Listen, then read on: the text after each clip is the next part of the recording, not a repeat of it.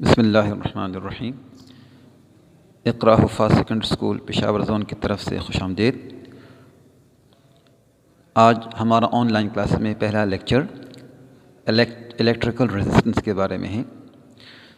Electrical resistance क्या है? तो किसी मटेरियल की करंट अपोजिंग प्रॉपर्टी, इसको रेजिस्टेंस कहलाती हैं। The opposition offered to the flow of charges is called electrical resistance।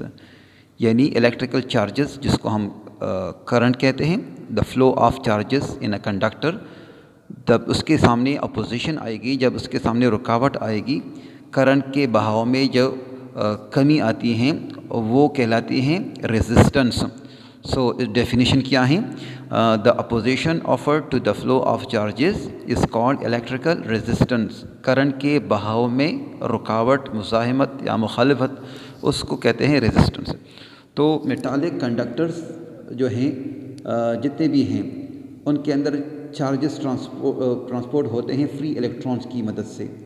So resistance जो हैं वो कोलिजन बिटवीन दीज इलेक्ट्रॉन, जब ये इलेक्ट्रॉन्स किसी कंडक्टर के अंदर फ्लो करते हैं तो उस फ्लोइंग की वजह से उनके दरमियान कोलिजन होती है, टकराव होता है, आपस में ये टकराते हैं। इस टकराव के नतीजे में करंट के बहाव में कमी आती है।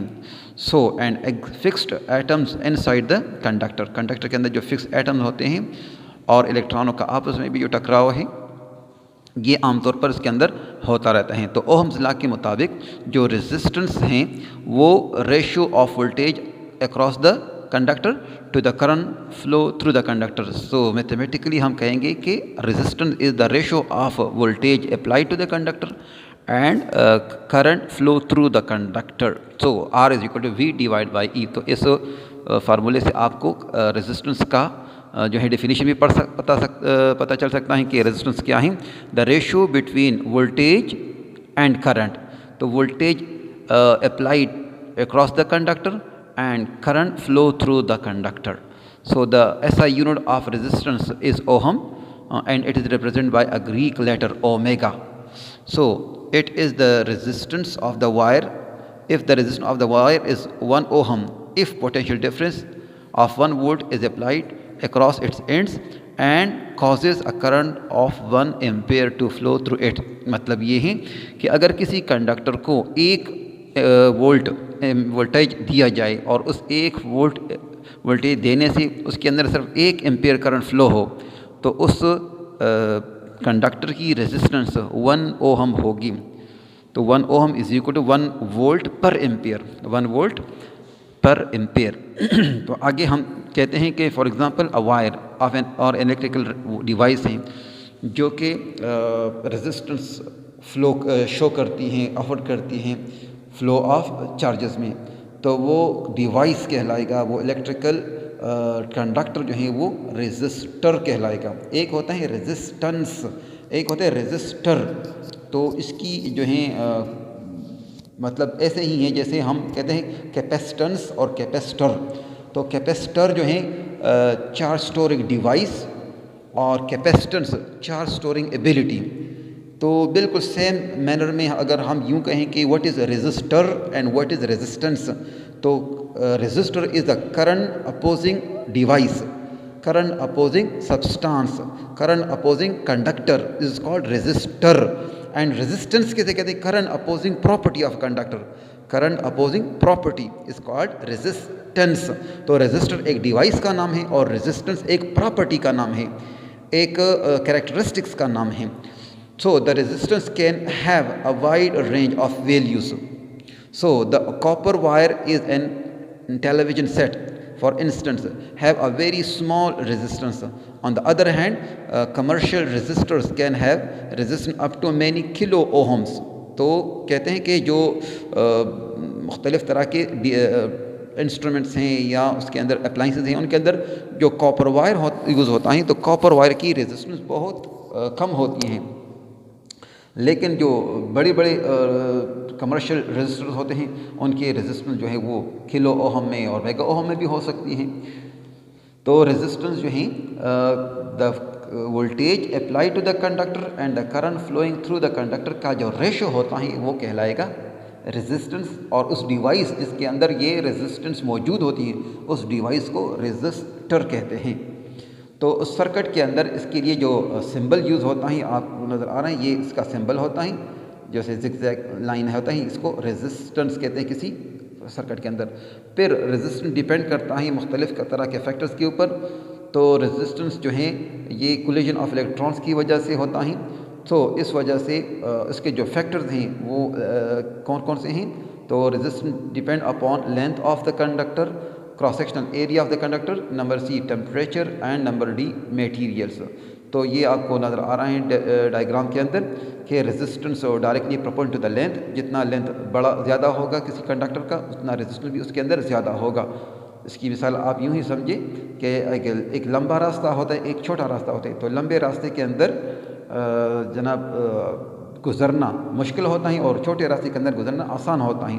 तो जिसमें लोगों का गुज़रना आसान है, ये लोगों का गुज़र को आप यूँ कहें कि ये करंट है और रास्ता उसके लिए जनाब रेजिस्टेंस है। तो रास्ता जितना लंबा उतना गुज़रना आसान, तो रेजिस्टेंस भी ज़्यादा होगा, गुज़रना मुश्किल होगा और छोटे रास्ते से जल्दी गुज़र जाता है।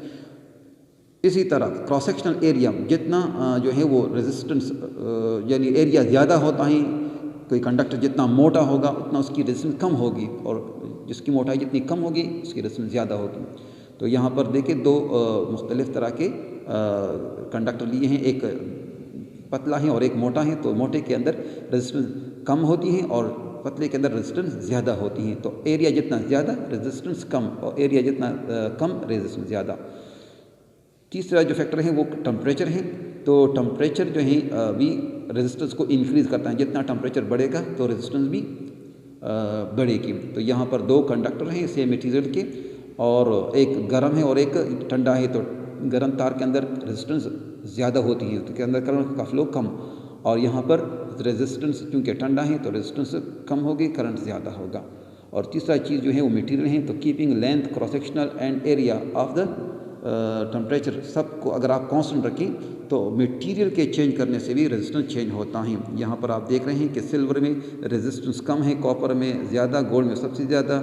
इसी तरह ऊपर आप जाते हैं तो रेजिस्टेंस में इंक्रीजमेंट आती है, तो प्लैटिनम में सबसे ज़्यादा रेजिस्टेंस होती है और सिल्वर के अंदर कम होती है। तो ये रेजिस्टेंस के फैक्टर्स थे। अब इसको अगर आगे देखें तो ये मुख्तलिफ़ तरह के मटेरियल हैं जो कि रेजिस्टेंस ऑफर करती हैं। तो रेजिस्टर किसे कहते हैं? यहाँ पर एक छोटा सा टॉपिक है resistor. The device instead to have a specific value resistance is called resistor and are made either from wire or special alloy to form carbon a type of carbon resistor is shown in figure। ये आपको नज़र आ रहे हैं कि ये मुख्तलिफ़ तरह के रेजिस्टर आपको किसी सर्किट बोर्ड के अंदर, किसी इंस्ट्रूमेंट के अंदर, किसी अप्लाइंसेस के अंदर भी लगे हुए नज़र आएंगे। तो ये करंट को अपोज करता है। तो ये फिक्स रेजिस्टर कहलाते हैं और ये जो है वेरिएबल रेजिस्टर हैं जिसको हम रियोस्टेट भी कहते हैं। इस रियोस्टेट की मदद से हम सर्किट के अंदर करंट को अपनी मर्ज़ी से कम और ज़्यादा कर सकते हैं। यानी रेजिस्टेंस को ज़्यादा करेंगे तो करंट कम होगा और रेजिस्टेंस को कम करेंगे तो रेजिस्टेंस ज़्यादा होगा। तो रेजिस्टेंस का यूनिट क्या है? ओहम। और एक ओहम कितने के बराबर होते हैं? 1 वोल्ट पर एम्पेयर। अब इसके ऊपर एक सॉलिड एग्जांपल करते हैं। यहाँ पर देखिए फ्लैश लाइट बल्ब रेजिस्टेंस है। एक स्मॉल फ्लैश लाइट बल्ब है जो कि 300 मिली एम्पेयर करंट को फ्लो करता है 1.5 वोल्ट बैटरी के ज़रिए से। तो what is the resistance of the bulb? तो यहाँ पोटेंशियल डिफरेंस 1.5 वोल्ट है और करंट जो है 300 मिली एम्पेयर। 300 मिली एम्पेयर को अगर हम एम्पेयर में करंट कन्वर्ट करें तो 300 को 1000 पर डिवाइड करेंगे तो 0.3 एम्पेयर आ जाएगा। तो अब रिक्वायर्ड क्या है? रेजिस्टेंस को मालूम करना है। तो solution by definition of resistance R is equal to V divide by I, या V इज इक्वल IR के फार्मूले से भी लिख सकते हैं। तो V की जगह 1.5 पुट किया और I की जगह 0.3 पुट किया, तो 1.5 को 0.3 से डिवाइड करेंगे तो इससे आएगा 5 ओहम। तो the resistance of the resistor is 5 ohm. यहाँ पर ये असाइनमेंट है कि अगर करंट 2 एम्पेयर हो और वोल्टेज 3 वोल्ट हो तो रेजिस्टेंस कितना होगा? तो 3 को 2 पर डिवाइड करेंगे तो मैं 1.6 मेरे ख्याल में इस तरह आता है, आप इसको ख़ुद कर सकते हैं। तो आज का टॉपिक था रेजिस्टेंस के बारे में। तो रेजिस्टेंस हमने पढ़ा कि ये current opposing property of material कहलाता है। तो current opposing property of material is called resistance and the device which offered the resistance is called resistor। और इसका जो मैथमेटिकल फॉर्म है वो R=V/I है और इसका यूनिट ओहम है और उसका सिंबल इसको ओमेगा पढ़ा जाता है, लेकिन इसको हम ओहम पढ़ेंगे। तो उम्मीद है आज का लेक्चर आपको समझ आ चुका होगा।